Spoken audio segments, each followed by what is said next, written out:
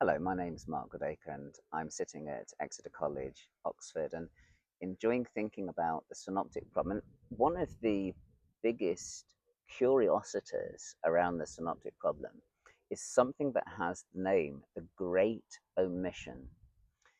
This is a section of Mark's Gospel, Mark 6:45 to Mark 8:26, which is entirely absent from Luke's Gospel.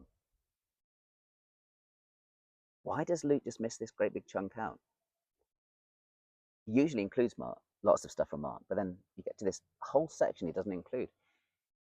Some people think that what happened is Luke had a mutilated version of his copy of Mark's Gospel.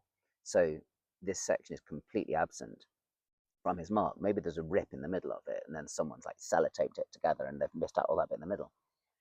For people like me, that doesn't work very well because most of Mark's great omission is not omitted in Matthew. And so if Luke had access to Matthew's Gospel, you can see that material there.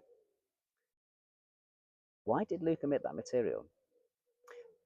I think a large part of it is that when you look at the content of that material, a lot of it is uncongenial to Luke. One obvious example is the Syrophoenician woman story in Mark 7, where a woman comes to ask Jesus to heal her daughter, and she's very clearly a Gentile. And Jesus says to her, it's not right to take the children's bread and give it to the dogs.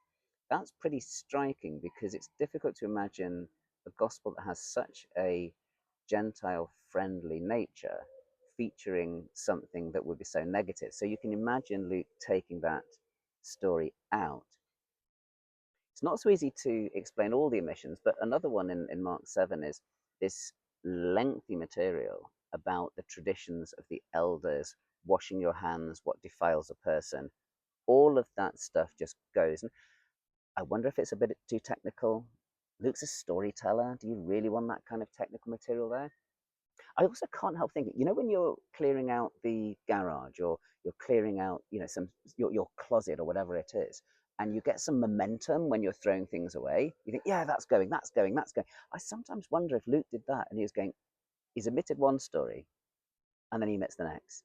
Let's omit the next and the next and the next. And he actually kind of gets into a kind of a bit of a flow, and especially as he needs to create some space for the new material that he's going to add. That at least is my attempt at an explanation for one of the most fascinating puzzles in the synoptic problem about the great omission in Luke.